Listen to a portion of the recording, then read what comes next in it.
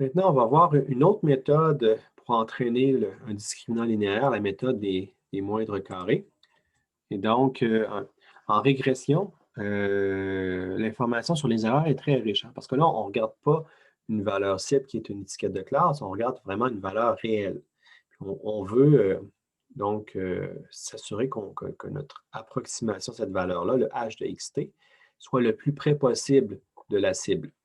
C'est déjà mieux qu'une approche de type perceptron où là, on fait vraiment une correction pour bien classer les données sans avoir nécessairement un signal qui est clair sur la nature des erreurs. Donc, les valeurs cibles aussi, bien, c'est plus général parce qu'on peut se donner, comme avec le perceptron, des valeurs discrètes qui sont -1 et 1. Puis ça, bien, c'est pas dire c'est un truc plus précis. C'est des valeurs qui sont des valeurs bien, dans R, mais à vrai dire, c'est plus simple que R, mais ça pourrait être inclus dans R. Et donc, on pourrait se dire, on a un critère d'erreur qui existe pour la régression linéaire, qui est l'erreur quadratique, qu'on a vu il y a quelques semaines, donc de dire qu'on va mesurer la différence entre le h de x et la cible RT, tout ça mis au carré. Donc, on va faire l'erreur quadratique pour la régression linéaire. Bien, alors là, pourquoi pas prendre ça puis faire du classement avec ce critère d'erreur-là. Donc, de prendre un critère d'erreur de régression puis de l'utiliser dans un contexte de classement où là, on va vouloir placer l'hyperplan séparateur en traitant les RT et les H de XT comme des valeurs réelles. Donc, de trouver finalement un bon placement. Donc, si on revient à l'erreur quadratique avec des cibles qui sont -1 ou 1, l'erreur quadratique, c'est cette équation-là. Mais si on fait la dérivée partielle selon WI, bien, on va développer directement la dérivée partielle comme ceci. Donc, ça va être égal à 1/2 sommation pour les x de -2xti fois RT moins la valeur de H de XT, qui correspond à tout ce qu'il y a dans la parenthèse ici. Puis pour W0, ben, c'est similaire. Donc, à la différence qu'on n'a pas de... On avait un XT ici, XT ici, puis ici, on a seulement -2. En simplifiant les équations, ben, on obtient directement quelque chose qui ressemble à ceci. Donc, on va d'abord poser que l'erreur sur le XT, la petite erreur donc, sur une donnée précise, c'est égal à la différence entre la cible et la valeur obtenue. Puis là, ben, le delta appliqué sur le WI, c'est égal à taux d'apprentissage état ici, sommation pour les x de l'erreur de x fois xit. Puis pour W0, ben, c'est la sommation des erreurs directement. Donc là, ce qu'on fait, c'est au lieu de faire la somme des h, comme on avait avec le perceptron, on va faire la somme des erreurs, donc des différences entre le R et le H qu'on va utiliser. Donc là, c'est intéressant parce que là, on va vraiment avoir la mesure de l'erreur, puis on va utiliser ça comme étant un critère à optimiser directement, de minimiser l'erreur au carré. Donc, avec les moindres carrés pour faire du classement, donc on va avoir un algorithme qui est très similaire au perceptron. On va initialiser les poids arbitrairement parce que ça prend un point de départ. Hein. Pour une descente du gradient, il faut partir d'un certain point de départ et se déplacer dans l'espace. Donc, le point de départ pourrait tout simplement être l'origine dans notre espace des paramètres, on s'entend. Puis là, on va appliquer des corrections successives. Donc, on va calculer l'erreur ici sur chacune des données. Puis ensuite, on va faire les corrections pour WJ, qui sont les composantes du vecteur W, et W0, qui est notre constante qu'on va ajuster ici. Donc, avec les moindres carrés, dans un contexte linéairement séparable, on a les mêmes données qu'on avait tout à l'heure pour le perceptron. On va faire la descente du gradient pour le perceptron de cette façon-là. Donc, on va avoir une certaine erreur ici avec deux données mal classées, les deux étoiles en bleu ici, et on en a 4 qui sont bien classées. Donc ça, c'est l'itération 1, puis on voit qu'on a une erreur ici quand même qui est assez précise, qui est numériquement 0,61.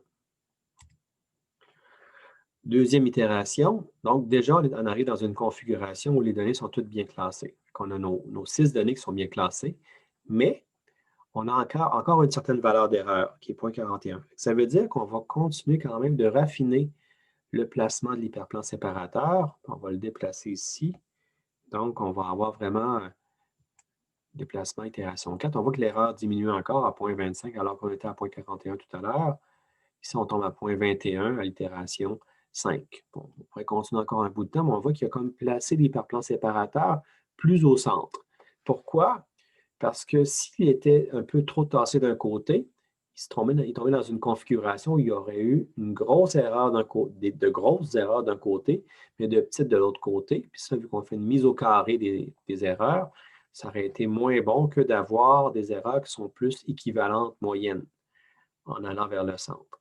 Mais en termes de configuration, ça fait plus de sens d'éloigner l'hyperplan séparateur des données de cette façon-là, parce que là, on laisse une marge un peu, une zone tampon intéressante pour avoir d'autres données qui seraient aux alentours des données actuelles, qui ne risqueraient pas d'être du mauvais côté de l'hyperplan séparateur, juste parce qu'on a collé l'hyperplan sur une des données de façon incorrecte. On voit qu'on est déjà dans quelque chose qui est plus intéressant que l'algorithme du perceptron ici. Donc, il y a une convergence sur les données linéairement séparables. Ça va converger. Quand c'est linéairement séparable, ça va être dans une position qui minimise l'erreur quadratique. Ce qu'il faut voir, c'est qu'on met l'emphase sur les données pour lesquelles l'erreur est la plus grande. On veut d'abord minimiser ces erreurs-là parce qu'on fait la somme des erreurs au carré. Donc, une mise au carré de quelque chose qui est grand, c'est beaucoup plus grand qu'une petite valeur qu'on met au carré. Donc, ça met l'emphase sur les plus grandes erreurs. Cependant, il y a un problème avec cette approche-là parce que c'est vraiment une approche qui est d'abord faite pour la régression. C'est qu'on pourrait avoir des données qui sont bien classées, mais qui sont très loin de l'hyperplan séparateur. Mais ces données-là, elles auraient une grande erreur parce qu'on ne regarde pas seulement la valeur on regarde pas seulement on regarde la distance de h de x à rt, mais cette différence-là, elle peut être très grande avec une donnée bien classée. Je m'explique. Supposons qu'on a une donnée que le R est plus 1, donc c'est la classe 1, donc c'est une donnée pour laquelle le H devrait être positif. Tant que le H est positif, la donnée est bien classée. Mais si on suppose que le H nous dit une valeur comme 10 et la cible était 1, bien, il y a une erreur de 9. Donc cette erreur de 9-là qui est mise au carré peut être très importante si les autres erreurs sont inférieures, même pour les données qui sont mal classées, pour lesquelles l'erreur va être de 2, par exemple, parce qu'on pourrait avoir comme valeur de R plus 1 et le H serait de moins 1. Donc, l'erreur pour un R de 1 et d'un H de 10 serait une erreur de 9, ce qui serait beaucoup plus important et qui pèserait lourd dans la balance pour faire la descente du gradient. Donc, on est mieux que tout à l'heure, mais c'est loin d'être parfait. Puis, selon un modèle non linéairement séparable, on va faire le meilleur placement possible. Donc, on va tendre vers le meilleur placement possible. Même si on fait des erreurs, ça va quand même converger vers une solution qui est intéressante en termes d'erreurs quadratiques. Encore une fois, on peut avoir le même genre de problème qu'on vient de discuter, à savoir qu'une donnée bien classée, mais avec une valeur de H très différente de R, peut peser lourd dans la balance pour ce qui est de faire l'optimisation. Donc, on revient à notre exemple de données non linéairement séparables qu'on avait vu tout à l'heure. Donc, on a 4 données, 2 de chaque classe. Si on applique maintenant le modèle des moindres carrés, bien, ça va partir comme ça ici. Et donc là, on va laisser aller l'optimisation qui va faire le placement de cette façon-là. On voit que ça se rend à ça ici après 10 itérations. Donc là, est-ce qu'on aurait pu faire mieux? Certainement, parce que là, on fait 2 erreurs sur 4.